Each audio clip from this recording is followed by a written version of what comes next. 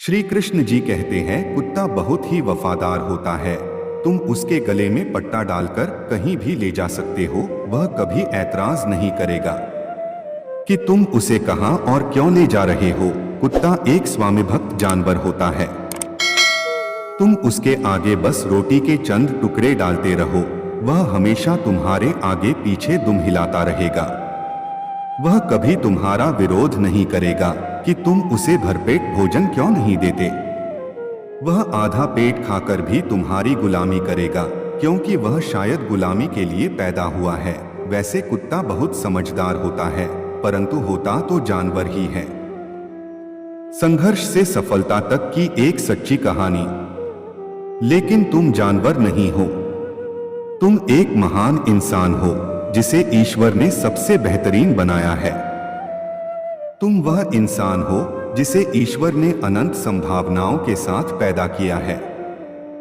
तुम वह चमत्कारी इंसान हो जिसका दिल और दिमाग असीम शक्तियों से भरा हुआ है।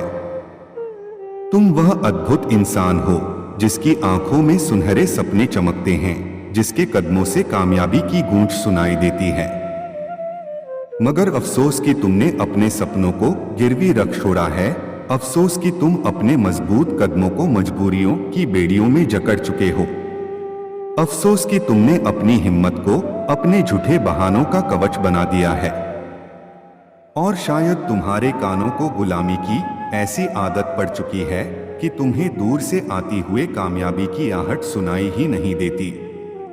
लगता है तुमने अभी तक अपनी शक्तियों को पहचाना नहीं है, इसलिए तुम अपनी आजादी का सौदा कर चुके हो। शायद तुम भूल चुके हो, तुम वही इंसान हो जिसने माउंट एवरेस्ट के माथे पर अपने कदमों के निशान छोड़े हैं। तुम वही इंसान हो जिसने अपने हौसलों के खंजर से समुंदर का सीना दिया है। तुम वही इंसान हो जिसके भय से इंद्र का सिंहासन भी कांपता है। शायद तुम भूल चुके हो कि अपने भाग्य के विधाता तुम स्वयं हो, इसलिए तुमने कुत्ते की जिंदगी को अपनी जिंदगी समझ लिया है। तुम भूल चुके हो एक कुत्ते और एक इंसान की जिंदगी में कितना फर्क होता है। इसलिए आज तुम कुत्ते की जिंदगी जीने पर मजबूर हो। इसलिए आज तुम्हारे सांसें चंद लोगों की मुट्ठी में कैद है। शायद इसीलिए तुमने अपने सपनों को मजबूरियों के पिंजरे में कैद कर रखा है।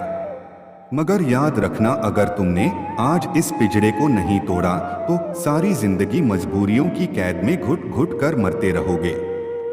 आज अगर तुमने अपने नाम के आगे से गरीबी का लेबल नहीं हटाया तो सारी जिंदगी गरीबी से संघर्ष करते रह जाओगे। आज अगर तुमने अपने गले से गुलामी के पट्टे को खोलकर नहीं फेंका तो तुम सारी जिंदगी एक गुलाम ही बनकर रह जाओगे। और एक गुलाम और एक कुत्ते की जिंदगी में कोई ज्यादा फर्क नहीं होता। तो अगर तुम इस गुलामी से आजाद होना चाहते हो तो पोंछ डालो अपने आंसू और बंद करो गरीबी का रोना। बंद करो ऐसे लोगों के पीछे दुम हिलाना जो अपने फायदे के लिए तुम्हारा इस्तेमाल करते हैं।